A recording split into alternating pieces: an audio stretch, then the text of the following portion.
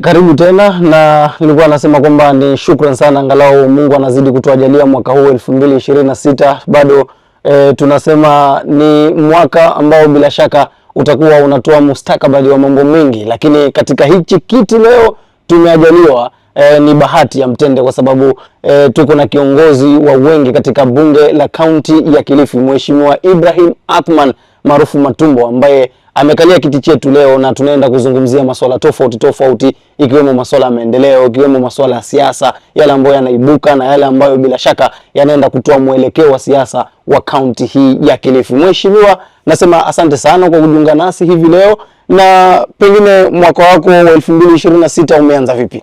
Mimi nashukuru mwaka umeanza vizuri, japokuwa kuna changamoto za watoto za mambo ya shule, lakini tunamalizia.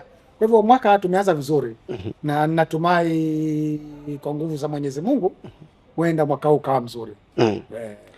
Na moja kwa moja tukiangalia wadi hii ya Watamu, ni moja kati ya wadi ambazo bila shaka wakazi wamekuwa na matarajio mengi sana, hususan katika masuala ya miradi ya maendeleo. Miaka mitatu katika uongozi wako, kipi hiki mkazi wa Watamu anaweza kuhesabu kwamba chini ya uongozi wa Mheshimiwa Ibrahim kuna hichi na hichi? Mimi kwanza kwa hii miaka mitatu ambayo tumemaliza katika uongozi, kile tunaenda wa 4 sasa, ninashukuru sana. Nashukuru serikali ya county government ya Kilifi kiongozwa na His Excellency the Governor Gideon Maitha Mang'aro, kwa sababu nilikuwa kwanza MCA. Mimi nilikuwa MCA 2013, sisi ndio tulifungua ugatuzi, na kwa miaka mitano nilipata shida kuleta miradi ndani ya wodi ya Watamu. Nilipata shida sana, lakini kwa hii miaka mitatu, kwa ushirikiano wangu mimi na serikali ya county government na His Excellency the Governor, nimepata miradi ya kusaidia wananchi wangu. Tena naishukuru sana, kwa sababu ukilinganisha ile miaka mitano nilikuwa mwanzo, nataka kukwambia mradi nilileta hapa ni mradi mmoja ama miwili tu, lakini sasa hivi nimepata miradi mengi sana, miradi mingi sana, na mimi nashukuru serikali. Nashukuru sana. Mji wa Watamu ni mji ambao unategemea sana utalii, na tumeona cabros mingi hapa. Labda unaweza tuelezea zile baadhi ya barabara za cabro ambazo bila shaka zimerahisisha usafiri si kwa watalii tu, bali kwa wakazi wa Watamu? Unajua mimi kitu ambacho ninafanya, hii mambo ya cabro imeangaziwa sana. Hata nimepata waheshimiwa kutoka Mombasa, nimepata waheshimiwa kutoka Lamu, nimepata waheshimiwa kutoka Tana River. Nimekuja kuwatembeza huko, kuja kuangalia namna gani mimi naweka hizi project huko. Nimepata waheshimiwa. Kwa hivyo mimi kitu ambacho huwa ninafanya, sisi kama MCAs wa kuna mgao wa pesa tunapawa 25 million na serikali, na zile 25 million huwa wewe mwenyewe kama MCAs ndio unachagua mradi, mbali na executive kukupangia zile 25 million. Ni wewe unakaa na watu wako. So mimi shida kubwa iliyokuwa nayo hapa ndani Watamu ni barabara. So utakuta zile 25 million zote huwa nazimwaga kwenye barabara, na ukikuta kama ni barabara ya kilomita 1, sasa bado nusu kilomita, utaona serikali nayo nasema huyu amefanya kilomita 1, wacha hii nusu nimwekee. Ndio unaona serikali nao inakuwekea kabla. Kwa hivyo nimepanga sana, nimeangalia sana mambo ya barabara, kurembesha mji kwanza, kurembesha mji ili watu wasiwe na dhiki za usafiri, kwa sababu shida kubwa tuko nayo sisi kama watu Watamu, mvua ikinyesha barabara zinakuwa na maji nyingi sana, hazipitiki. Akina mama wanaanguka, watoto wakaenda shule huwa inawaletea shida na mambo ya pikipiki hizi, mambo ya tukutuku, ama wakitembea wanaika mawe. So nimehakikisha nimefanya barabara nyingi sana kushirikiana na serikali. Nimefanya barabara zisopungua tuseme kilomita 20 za kabro katika wadi yangu ya Watamu, na bado naendelea. Lakini kuna baadhi ya wawakilishi wa wadi ambao wengine wamenukuliwa wakisema kwamba labda miradi hii unaipata sana kwa sababu ya wewe uswaiba wako na Governor Gideon Mung'aro. Je, pengine hilo lina ukweli gani? Hilo ni uongo, kwa sababu mimi nikipawa milioni 25 na yule pia anapawa milioni 25. Ndio mimi nikakwambia, unajua mimi nimewekeza sana kwa barabara katika project zangu, nimewekeza sana kwa barabara. Sasa nikiweka barabara kama kilomita moja, barabara ikiwa bado kama nusu kilomita, serikali nayo inaingia, huwa ni rahisi kwa serikali kukusaidia kwa sababu ile barabara haijamalizika. Sasa ukileta waziri, ukileta chief officer, wakija kuangalia, huwa wanakuwekea kwa budget na wao pia. So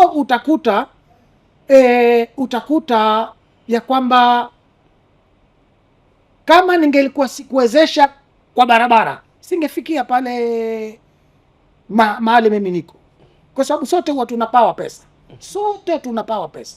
Na kuna wenzangu wamewekewa pesa nyingi zaidi. Unaona, kuna wenzangu wamewekewa pesa nyingi zaidi kuliko mimi. So mtu akizungumza hivyo huwa anaongea kwa sababu unajua ni lazima uangalie, kwa sababu kuna wengine wanachukua World Development Funds, wanaenda kununua kuku, wananunua mbuzi, wananunua mabata. So sasa kama wewe unachukua pesa ya World Development Funds, unanunua kuku, unanunua bata, unanunua sijui mbuzi, unanunua ng'ombe, sasa hiyo kwa hivyo kwa yule ambaye labda amekuwa akisema kwamba pengine kuna upendeleo, wewe unasema kwamba ni ile World Development Fund yako ya milioni 25 ninatumia vizuri, na siku nyingine ukikuja hapa nitakupa budget za miradi. Utakuta sisi kama wodi ya Watamu tumepata pesa kidogo kuliko wodi nyingine, tumepata pesa kidogo. Wodi nyingine zimepata pesa nyingi, kwa sababu utakuta kuna wodi ambazo pia huwa zinasaidiwa na mashirika, unaona bwana. Lakini sisi kama watu wa Watamu, kwa sababu tunaonekana tuko town huku, hatuna zile pesa za ufadhili. Mfano juzi ni basi la michezo ambalo ulilinunua kwa wanamichezo. Je, pengine ile unaweza kufafanua angalau pengine hizi fedha zilikuwa ni za kutoka executive ama ni za World Development Fund? Sasa katika ile basi ambayo pia imekuwa ni gumzo kubwa sana, ile basi nilinunua kwa World Development Fund. Ile basi kwa sababu nilikuwa na shida kubwa sana na timu zangu. Nilikuwa na timu ambazo zinacheza mpira usiku kwa ligi hizi ndogo ndogo ambazo wanaenda paka Mombasa, paka Lamu, wengine wanaenda paka Nairobi.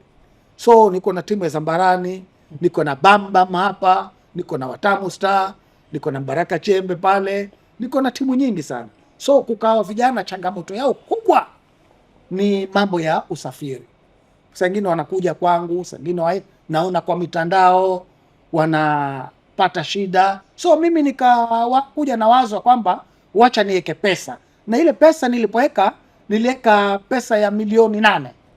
Basi linunuliwe, kisha zile nyingine niziweke kwa barabara. Na nikasaidika na basi likanunuliwa. Kwa hivyo katika ile World Development Fund yangu 8 million nilisema inunuliwe basi. Na basi likanunuliwa. Zile the rest nikapeleka kwa barabara. Sasa tuko mwaka wa kifedha mwingine wa 2025-26 ambao sasa kufikia mwezi wa 6 huu mwaka nao tukao tunafunga. Pengine mipango yako, mikakati yako kwa wakazi wa Watamu, watarajie nini katika mwaka wa kifedha? So katika huu mwaka ambao tunaenda sahihi, nimesema ninataka kununua ambulance sasa. Zile ambulance, kwa sababu unajua sasa shida kubwa ni kwamba wakati kitu kimetokea cha ghafla, mpaka tungojee ambulance itoke Malindi ama itoke Kilifi. So mimi katika pesa yangu nataka kuiwekeza kuwa na ambulance sahihi. Nitaka kununua ambulance katika milioni 25. Ninataka kununua ambulance 3.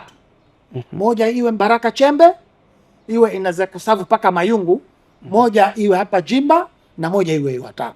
Kwa hivyo kwa 25 million nataka kununua ambulance 3. Sisi ndani ya Watamu tuwe na ambulance zetu sisi wenyewe, ili chochote kikitokea kwa zahanati ya Baraka Chembe tuwe tuko na ambulance pale. Chochote kikitokea kwa zahanati ya Watamu tuwe tuko na ambulance yetu hapa. Tuko na madereva wetu hapa. Kwa hivyo tusingojee ambulance huku mgonjwa anafanya nini. So katika World Development Funds ninataka kuweka hizo ambulance sahihi. Na tukizungumzia hizo ambulances ambazo zitakuwa zinasaidia katika utoaji wa huduma, je, pengine ni hospitali zipi ambazo wewe kama kiongozi wa hili eneo umezimapo ya kwamba hizi nazo naenda kuziboresha ili kuboresha zaidi huduma za afya? Nataka kuboresha ni Baraka Chembe, hapa Watamu na Jimba. Tunataka kuziboresha. Kwanza Jimba kidogo ndio iko na changamoto ndio tunataka kufuta kiwanja, hata nimeshamuelezea His Excellency the Governor tuipanue ile hospitali. Kwa hivyo nataka kuziboresha hizi. Hata nataka nimekaa na waziri wa health na chief officer tuangalie namna gani tunaweza kuziboresha hizi. Na kidogo zungumzia, kwa sababu Watamu ni moja kati ya miji ambayo kwa sasa imetulia sana kuhusiana na masuala ya usalama. Je, pengine siri yako imekuwa ni gani kushirikiana na hivi vyombo vya usalama kuhakikisha kwamba hapa Watamu kuna utulivu zaidi ya eneo lolote lile? Usalama, unajua umeniuliza swali zuri sana na ningependa wenzangu wachukue mfano huo wangu. Kwamba mimi kila mwezi ndani ya ofisi hapa tuko na mkutano na wazee, tuko na mkutano na vijana na wamama kuhusiana na usalama wa wodi yetu ya Watamu. Kila siku mimi ni lazima niongee na OCS wangu. Kila siku ni lazima niongee na chief wangu kuhusiana na mambo ya usalama.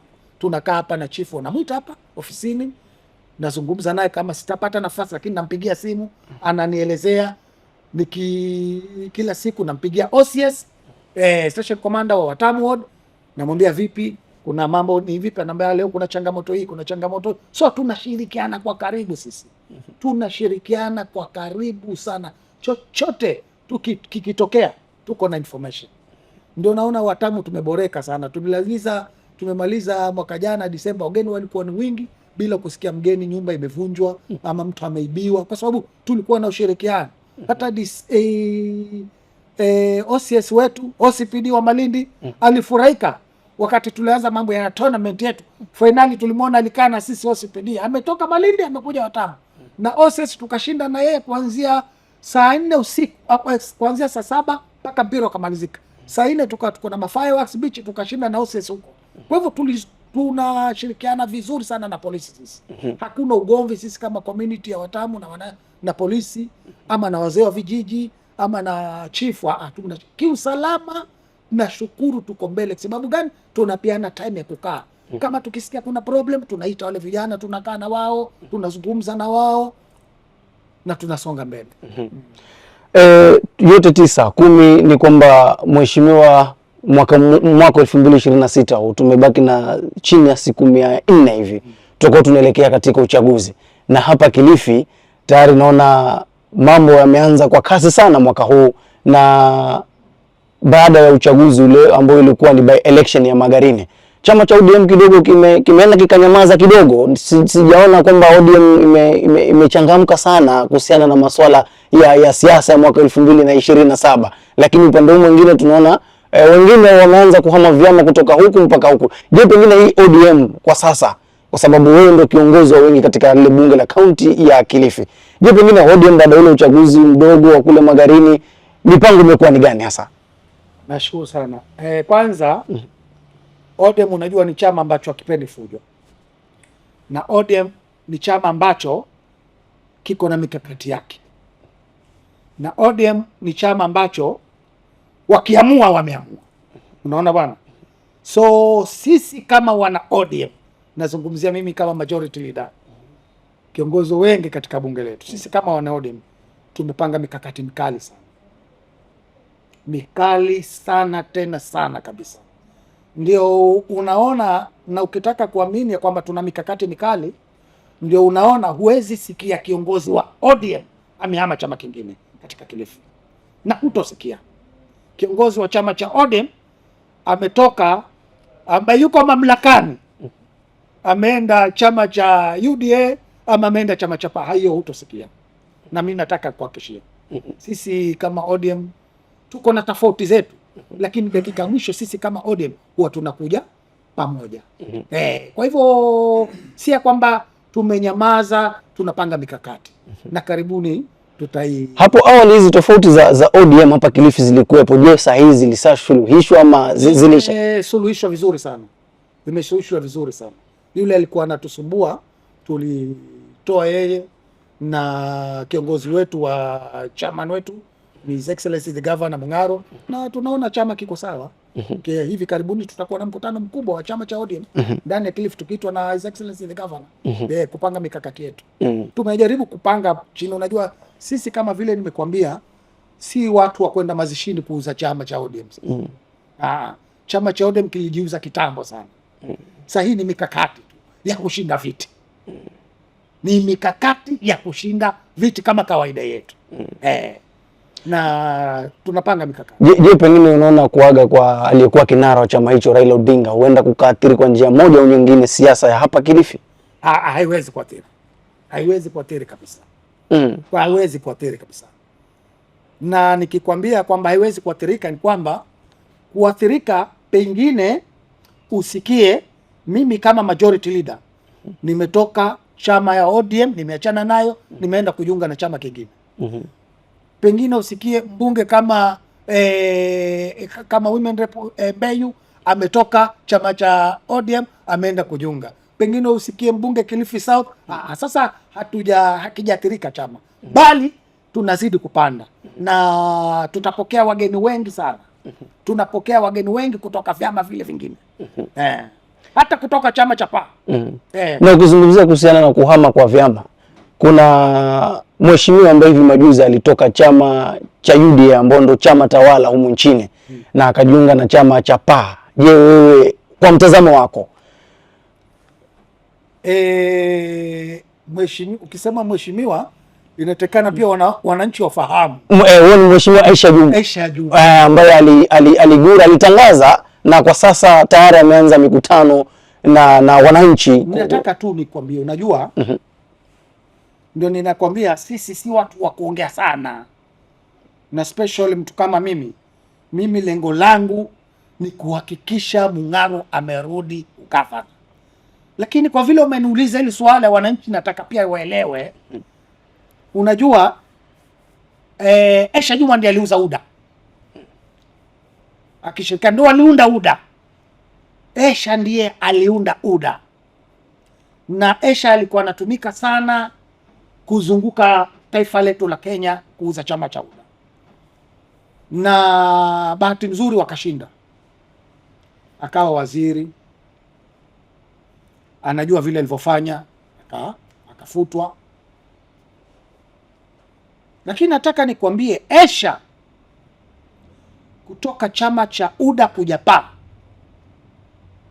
pengine watu hawajui, lakini sisi tunajua kuna nini. Aisha kutoka chama cha UDA kuja PA si ametoka kwa mapendeleo yake, si kwa kupenda yeye mwenyewe. Aisha tulikuwa na mkutano na His Excellency the President of Republic of Kenya. Anafurahika sana na uongozi wa Mung'aro, anafurahika sana na uongozi wa Governor Mung'aro, na Aisha aliambiwa na rais na watu ambao wako karibu na rais ya kwamba sisi kama serikali, sisi kama UDA hatupeana tiketi ya UDA wa ugavana Kilifi County. Candidate wetu ni Governor Mung'aro. Nielewa. Lakini Aisha aliambiwa na UDA ya kwamba sisi hatupeani tikiti kwa UDA ya ugavana. Candidate wetu sisi ni Governor nani? Mung'aro. Hatutosimamisha Governor Kilifi County. Na chukua kutoka kwangu, UDA hawasimamisha, hawana candidate wa Governor Kilifi. Umeelewa? Kumaanisha hiyo ndio sababu labda alimfanya Aisha atoroke UDA. Hiyo ndio sababu ya Aisha kwenda wapi? Kwenda kutoka UDA, kwa sababu aliona ya kwamba hapa mimi sitopawa ni tikiti na hawa watu wameshanielezea kwamba nini sipawe. Ndio akaenda wapi? Akaenda kwa PA. Lakini wanasema hiki ni chama cha nyumbani, chama ambacho kinataka kuleta wapwani wote pamoja. Unajua mimi nimekuwa kwa game ya siasa kwa muda mrefu sana, muda mrefu. Mimi ninajiita senior in politics, nimekuwa kwa muda mrefu sana, na tuko na vyama vingi hapa pwani. Unaona bwana, chama cha PA kiliundwa kumnufaisha mtu mmoja. Umeelewa? chama cha PAA kiliundwa kumnufaisha Spika Amason Jeffa Kingi, na mimi nataka nikwambie ili unielewe, chama cha PAA ndani ya hii Kilifi hakuna mahali kitakwenda.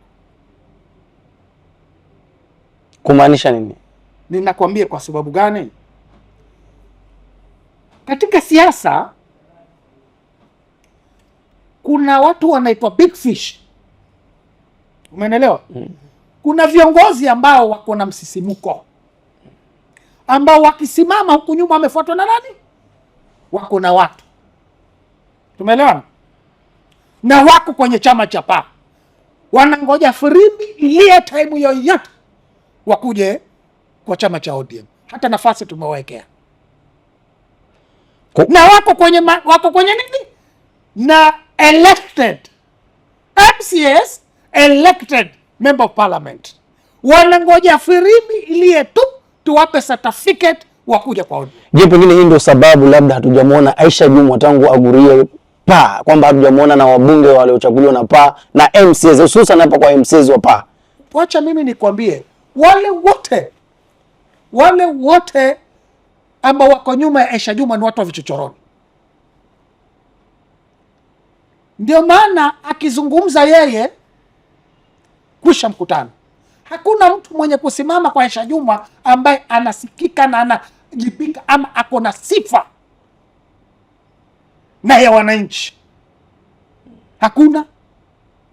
Kwa hivyo mimi nataka tu niwaambie kwamba chama cha PAA ni chama ambacho hakuna mahali kitakwenda, kwa sababu ni chama kinaboreshwa. Unasikia, sijui kama umesikia wakisema ya kwamba hiki chama ni chama cha Pwani, si ndio? Sasa chama cha Pwani mnauza Kilifi peke yake. Tunataka huyo spika mwenyewe, huyo spika yeye na Aisha Jumwa waende Tana River wakafanye mikutano, wahamasishe watu wauze nini? PAA. Tunataka waende Lamu wakaite watu tena live vile vile ambao wanafanya, waone watapata nani. Waende Mombasa, waende Kwale, waende Taita Taveta, hakuna kitu. Sasa utakuta wanajipigia hapa Kilifi. Target yao ni kupata viti Kilifi, si kupata viti Pwani. Target ya chama cha PAA, target yao kubwa ni kupata viti wapi? Kilifi. Lakini it's too late. Mchezo ulifungwa kitambo. Mchezo wa 2027 ya kwamba Mng'aro arudi ugavana ulifungwa kitambo. Kuna baadhi wanahisi kwamba mwenyekiti ama yule party leader wa PAA ambaye ni Amason Jeffa Kingi ni kwamba labda anamtumia mheshimiwa Aisha Jumwa katika masuala yake ya kibinafsi, kama alivyowahi kunukuliwa katika vyombo vya habari aliyekuwa nani yule ambaye aligombania ugavana na chama cha PAA, George Kithe. Je, pengine hili huenda kwa lina ukweli? Kukwambia ukweli, na mimi napenda kuzungumza kitu ukweli katika siasa.